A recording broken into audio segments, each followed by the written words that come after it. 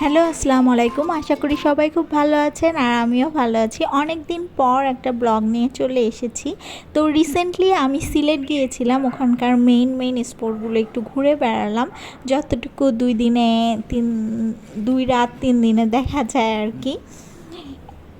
এই তো আমরা রাত্রে রওনা দিয়েছিলাম ট্রেনে। তো সকাল ভোরে সিলেটে পৌঁছায়। আমরা সিলেট শহরের ভিতরেই ছিলাম।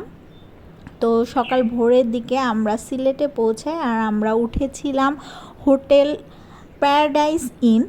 হোটেলটা আমার কাছে রিজনেবলে অনেক ভালো লেগেছে।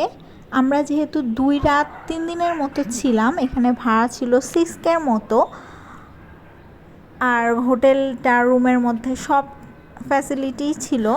একটা আলমিরা ছিল, খাট, টিভি, এসি, তারপর ড্রেসিং টেবিল, সব কিছুই ছিল। এই তো আমি রুমের ভিউটা দেখিয়ে দিচ্ছি। আর টপ ফ্লোরে কিন্তু ছিল একটা সুইমিং পুলও ছিল, আর কমপ্লিমেন্টারি ব্রেকফাস্টও রয়েছে। তো আমার কাছে রিজনেবলে অনেক বেশি ভালো লেগেছে হোটেলটা। আমার মতে 2 জনের জন্য এটা বেস্ট থাকার জন্য। তো আমি রুমের টয়লেটটাও দেখিয়ে দিচ্ছি। রুমে এই তো টয়লেটে সব রকমের সুবিধাই ছিল। টয়লেট ছিল, সাবান, ব্রাশ, প্রতিদিন ক্লিনিং করে দিয়ে যেত, আর সব কিছু চেঞ্জও করে দিয়ে যেত, সমস্যা হতো না। আমার কাছে রিজনেবলে অনেক বেস্ট ক্যাটাগরিরই লেগেছে। আর কমপ্লিমেন্টারি ব্রেকফাস্টটাও অনেক মজা ছিল। আর এই তো আলমিরাটার ভিতরে একটা জায়নামাজ ছিল।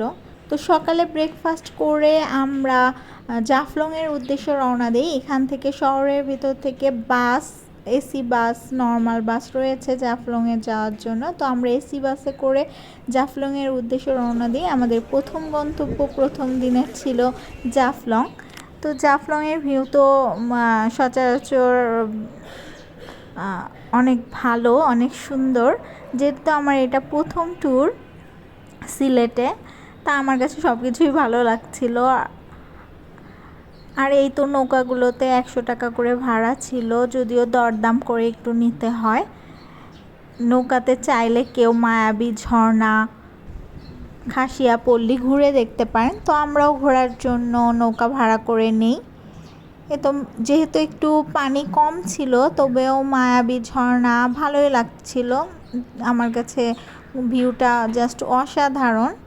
তো আমরা অনেকটা সময় এখানে কাটাই আর ছবি টবি তুলি।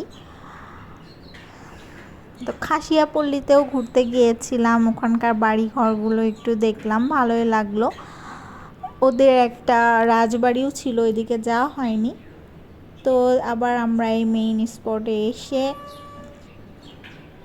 একটু মজা করি। এখান থেকে কিন্তু উপর থেকে অনেকটা নিচে নেমে এই মেইন স্পটে আসতে হয়। পাশে আমরা মেঘালয়ের বড় বড় পাহাড় দেখতেছিলাম। নেক্সট ভিডিওগুলো দেখার জন্য অবশ্যই আমার চ্যানেলটি সাবস্ক্রাইব করবেন।